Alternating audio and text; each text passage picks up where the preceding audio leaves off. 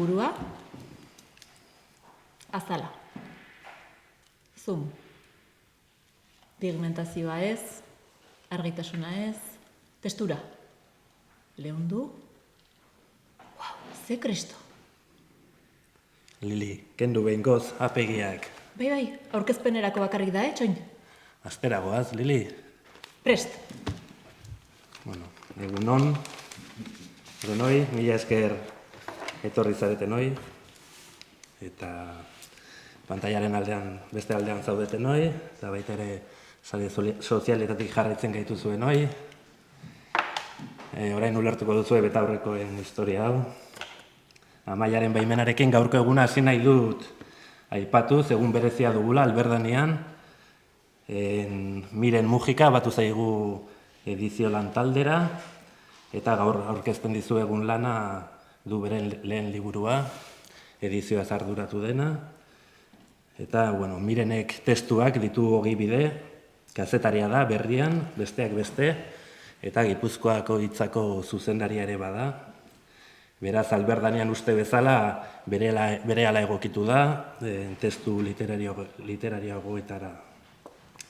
Berak landu du, Amaiarekin batera, gaur orkestera etorri garen aurpegiak, nerabentzako eleberria da, herria txiko eta sailekoa, eta, bueno, non gaur egungo gazteak identifikatuta senti daitezkeen eleberria dela uste dugu, protagonistekin. Amaia Tellería Mujika, Idia Zabaldarra, lehen hezkuntzako irakaslea da, ekimen eta etorri handiko umea izan da, asmo eta ametsak zituena. Beldurrik gabe zikintzen zen jolasteko, ez zitzaizkion axola hilean hasita izatea, ispiluak, arrupegi arraroak jartzeko edo urez zipristintzeko erabiltzen zituen, nerabezaroak irentzi zuen gero, eta batean sagarrarik koske egin izan balio bezala, agertu zitzaizkion lotxak, kezkak, gizartearen presioak, zartatu egin zen bere umetako ziurtasuna. Ordutik ziurtasun horren piezak berriz itxatxi nahian dabil, batzuetan lortzen du, eta beste batzuetan nola egiten den ahazten zaio. Aizelekuak eleberria argitaratu zuen 2020an, Gipuzkoako liburu dendarien elkarteak ematen duen zilarrezko saria, Euskadi saria jaso zuen, eta ondoren etorri ziren erabentzako eleberriak, pitzatuta gaude denok, edo gaztelaniazko Senosa idola hoia, bertsioa. Eta baditu beste hiru liburutxoz sortutako sail bat, eta liburuak, Zuara, itsaslamiaren historioak dira. Bueno, eleberriaren harira, gaur egun, gizarteak itxura fisikoari ematen dion garrantzia inoiz baino handiagoa da, sare sozialek, iragarkiek eta edabideek edertasun eredu jakin batzuk zabaltzen dituzte, eta horrek presio estetiko handia sortzen du bereziki gazteengan.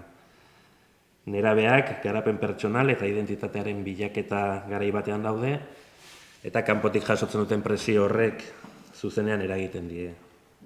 Euren gorputzaren pertzepzioan, autoestimoan eta baita osasun fisiko eta mentalean. Bueno, kazetariak zuei entzutera etorri dira, eta Mirenek azalduko dizkigu lehendabizi eleberriaren nondik norakoak eta edizio prozesua, eta ondoren hitza emango dio Amaiari. Eskerrik asko. Bueno, nik ere eskerrak, igual hauek.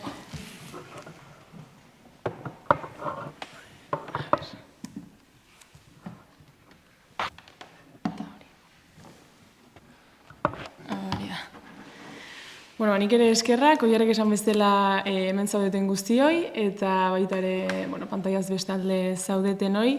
Oierri ere eskerrak, Alberdaniari ere, niretzako aukera bat delako hau, disfrutatu dut lehenengo liburuarekin eta plazer bat Amaiarekin lan egin izana. Nik, besterik gabe, emango izkizuet pixka bat liburuaren gako batzuk, badakit pixka bat zer den horregotea, eta, batez ere, ondo ulertzeko eta zuentzat ere alik eta errexen egiteko.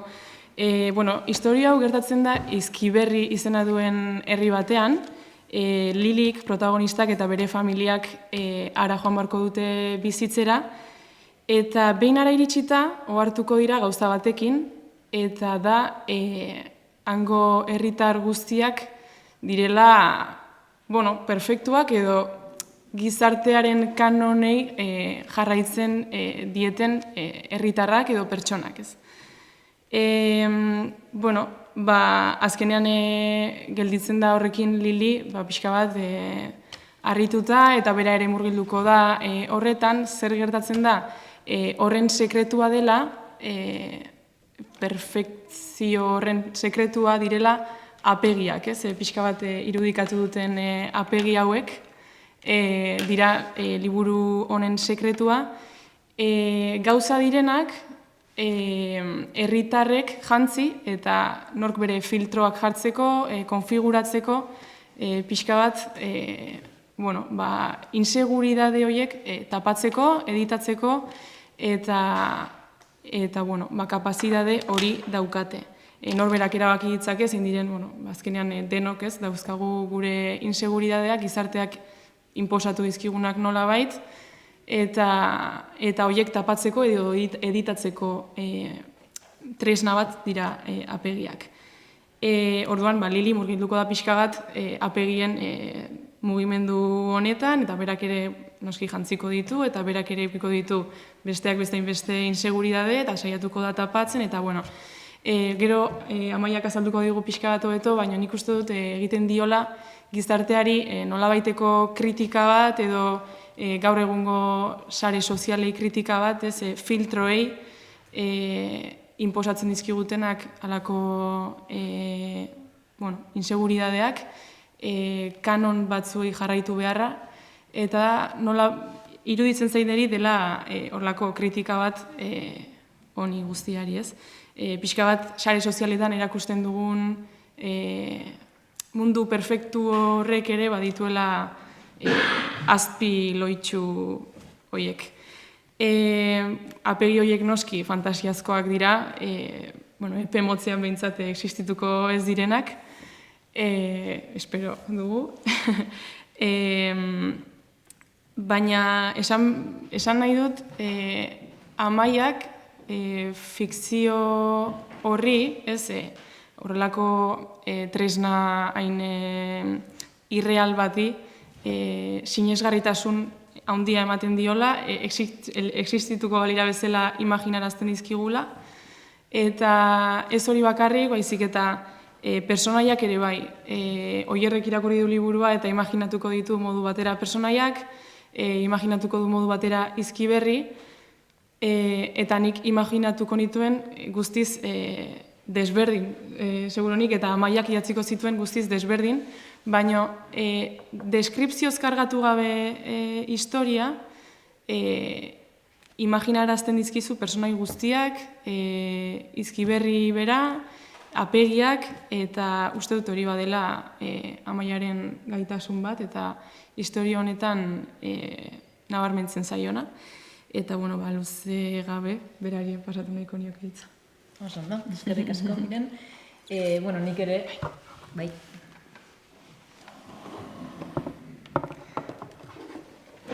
Epa. Oie, Kristoz, da? Nik ere eskerrak eman nahi nizkizuek zuei etortzeagatik, eta Oier eta Miren, zuei ere elkarlanagatik, lantegi hau liburuan esaten dizudan bezala kea dariola indartsu mantentzeagatik, plazera izan da, Miren, zurekin hastea ere plazera izan da. Eta, oso ondo laburbildu duzuela iruditzen zait liburuaren esentzia, liburuko protagonistak, testu ingurua, zein diren, oso ondo azaldu duzuela. Hortaz nik, ñabarduratxo batzuk gehituko ditut. Esan nahi nukena da, kezka batetik edo abiatu zela printzipioz liburuaren ideia, izan ere, esan dezun bezala, sare sozialetan sartuta ikusten nuen ze aurpegi erakusten dugun oroar, erakusten den sare sozialetan, gure alderdirik ederrenak, alaienak, perfektuenak beti, ez? Naiz eta jakin, askotan hori itxurakeria baino ez dela, ez? Azken finean gehienetan ikusten dena hori da, eta azken finean hortaz elikatzen ari denarengan eragina baduela iruditzen zait, eta badirudi ikerketek ere hala erakusten dutela, ez? Eta egunero sare sozialetan murgilduta dagoenak eta edertasun kanon horien baitako irudi perfektuak irenesten dituenak, baduela gero albo kalterik edo ondoriorik ere bere autoestimuan, buru osasunean, eta ez, bereziki emakume gazteengan datuek esaten dutenagatik. Hortaz, kezka sortzen ditonek, eta iruditzen zitzaidan honekin zerbait egin zezakeela, nezakela, eta beraz, hortik esperimentu gixara edo abiatu zen proiektu hau, ideia hori tiraka.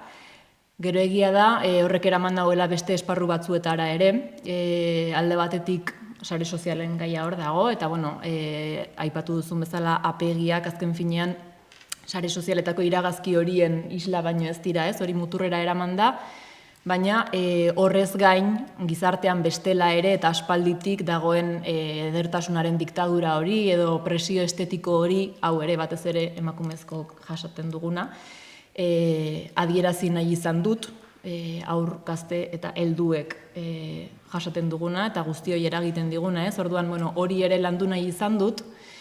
Horrekin batera balio izan dit niri hausnartzeko eta nik ere erantzunak baino galderak bota nahi izan ditut akaso liburuan, izpideak atera eta gai hau ez hitz egitera animatu jendea, baina kontraesanez ere hitz egin nahi izan dut edo gai hori atera nahi izan dut, ze guk ere bagian gure etikaren arabera iritzi bat izan dezakegu edo zerbait pentsa dezakegu, baina gero horri ere gustatzen zaigu askotan edertasun kanon horietan sartzea, geure burua ondo ikustea, eta beraz autu batzuk hartuko ditugu agian gure etikarekin 100% bat ez doazenak. Orduan, gizaki ez da 100% koherentea, eta hemen ere hori islatu nahi izan dut, horregatik diot ez dela erantzunak ematera datorren liburu bat, baina bai, pixkat gai horiek plazaratu nahi izan dituena eta izpideak atera nahi izan dituena.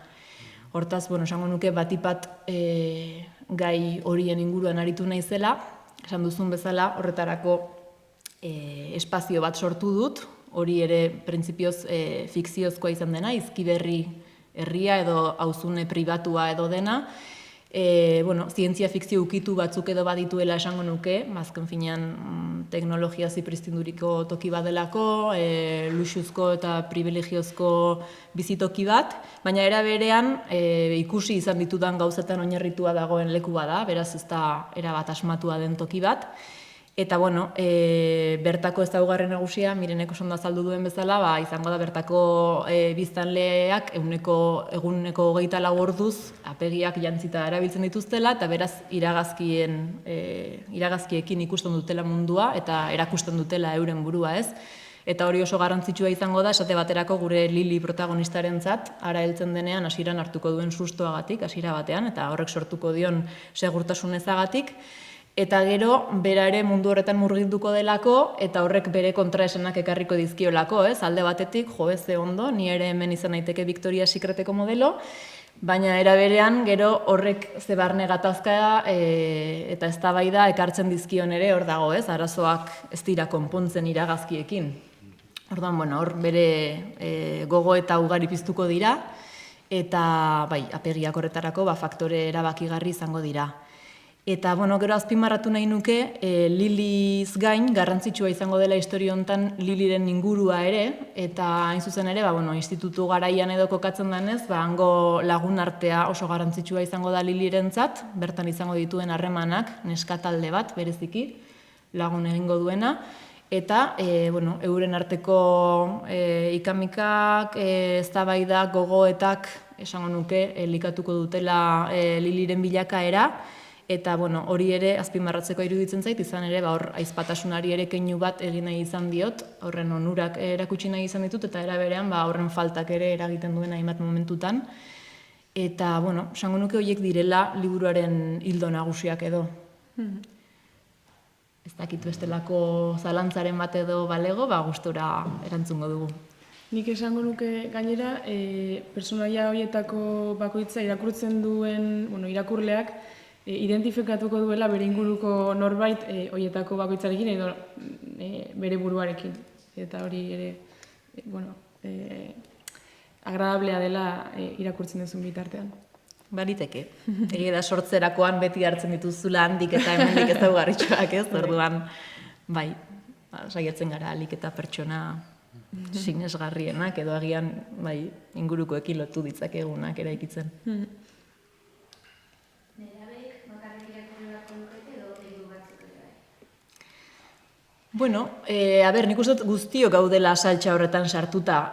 Hau da, bereziki bilduma hau nerabeentzako bideratua da, baina kezka hori nik neuk ere badaukat eta ez bakarrik gaztetxoei begira. Ze liburuan ere momentu batean gurasoak aipatzen ditut eta iruditzen zait heldu hori ere eragiten digun zerbait dela. Ze batzutan badirudi sare sozialak eta zakizer eta gazteengan duen eragina eta hor alarma pizten zaigula, baina ez gara konturatzen guk ere denbora asko pasatzen dugula pantailen aurrean eta sare sozialetik haratago ere edertasun kanon horien eragina zuzenean jasotzen dugula alde guztietatik.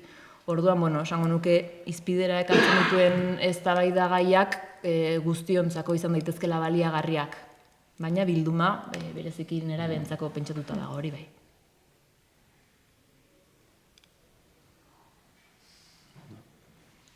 Beste galerarik, Amaia Telleria Mujikarentzat edo Miren Mujika Telleriarentzat.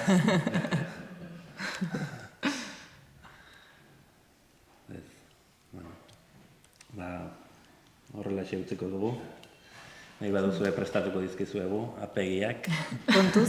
Baina hori neurrian erabili eta kontu ibili. Oso ondo, eskerrik asko. Mila esker. Denoi.